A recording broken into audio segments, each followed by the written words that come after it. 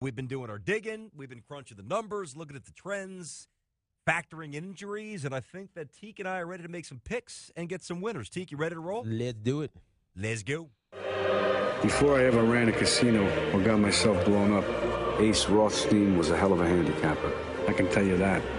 I was so good that whenever I bet, I could change the odds for every bookmaker in the country. I'm serious. I had it down so cold that I was given paradise on earth.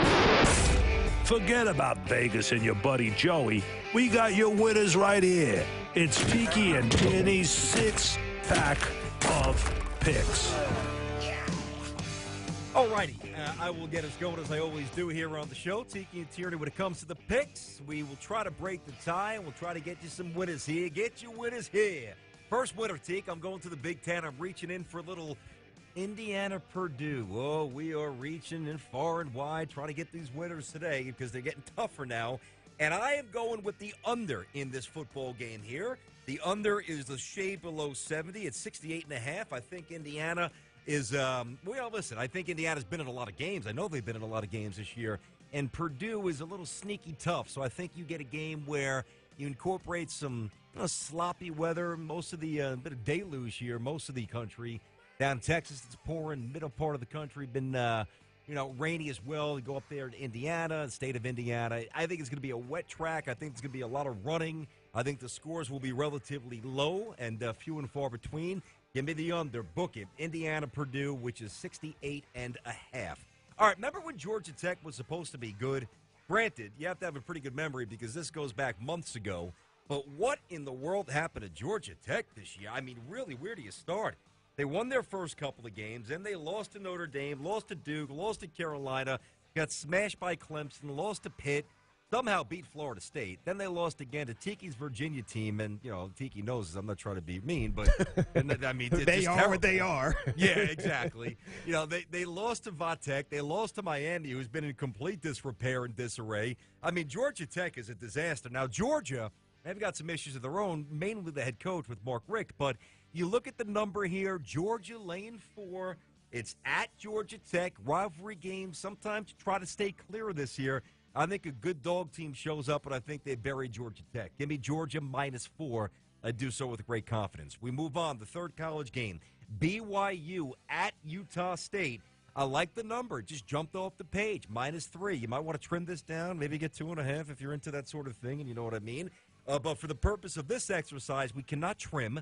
So we got to take the number we're given, which is -3, and that's good in my book. BYU -3 at Utah State. So the 3 college winners for you. The under in the Big Ten, Indiana, Purdue. Give me Georgia -4 against Georgia Tech, and BYU -3 against Utah State. We move to the NFL. I'm going right for it. One of the big daddies. Why not? I'm taking it on. Denver +3 hosting the Patriots. Now, I always like this recipe. Many of you do as well. Home team favored, particularly a home team with a lights-out defense, particularly a home team that's facing a team that has a shorter work week because the Pats and the Bills played on Monday, and the Pats have to go across the country without their top wide receiver, Edelman. If you watch that game, Carpenter missed a field goal that should have made it 6-3 at the end of the really at halftime. And by missing that, they gave the Pats a short field. They got a cheap touchdown. And instead of leading 6-3, the Bills trailed 10-3. Denver's better than the Bills. I think they beat the Pats, and I love the fact that they're getting points. They will win this game outright. Denver +3. Up next, I continue to stick needles in my eyes and torture myself. I don't even know why I'm doing this. Jets -4 over Miami. Give me the losers. I'll take the Jets, even without Darrelle Revis. I don't think that Tannehill will be able to throw the ball very much, very far, very effectively. They've dropped 3 out of 4. Jets are obviously desperate.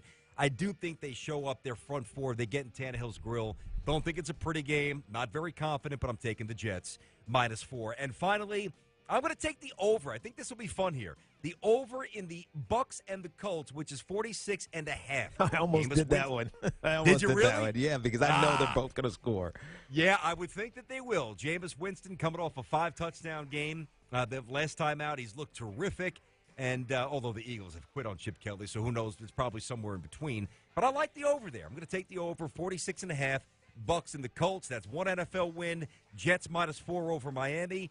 Denver +3, but also to outright beat the Pats. What do you got, Tiki? I'm going to stick in college, and I'm going to stick with the battle in Carolinas. Clemson going to South Carolina.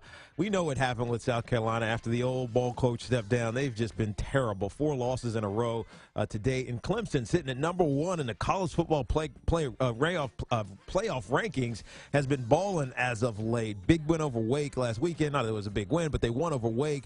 And they have something to prove to hold on to number 1. Ultimately, I think they go win the ACC championship. And giving up 17 against South Carolina, I think is an easy win. Deshaun Watson, who we haven't talked about enough as a Heisman Trophy candidate, certainly is one. 26 touchdowns and 10 interceptions on the season. I think they handily take care of South Carolina. Penn State, Michigan State. Now, I was flipping and flopping on this one for a little while until I looked at what Penn State has done against ranked opponents, and it hasn't been good. Against Michigan, number 12, they lost 28-16. And Ohio State, who they played earlier, they got blown out 38-10. They take on a Michigan State squad in Michigan at Michigan State. The spread here is 10.5, and I kind of, because it's a division game, I'd want to say maybe Penn State's going to hold them close. But let's not forget, Michigan State has a chance right now to sneak their way back into the college football playoff, a top 4. Obviously, they lost in Nebraska, and that really hurt them. They are going to leave no doubt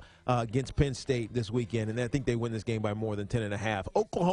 Oklahoma State. We know this is going to be a barn burner. Both of these teams are averaging over 40 points. The over is 68. What? This over could have been 75, and I probably still would have went with it. I'm going with the over in Oklahoma State. Moving on to the National Football League, the Pittsburgh Steelers are traveling to Seattle. It used to be that 12th man up in Seattle, they would prevent teams from coming in and playing well. It hasn't been the case so far this year. They've already lost twice, once to the Carolina Panthers, once to the Arizona Cardinals. So good teams are able to go into Seattle and win. In Pittsburgh, when Ben Roethlisberger is healthy, they're scoring about 28 to 30 points a game. Ben Roethlisberger is healthy. I like Pittsburgh here, plus 3.5. Jacksonville hosting the San Diego Chargers. We know that San Diego's been falling apart over the last couple of weeks.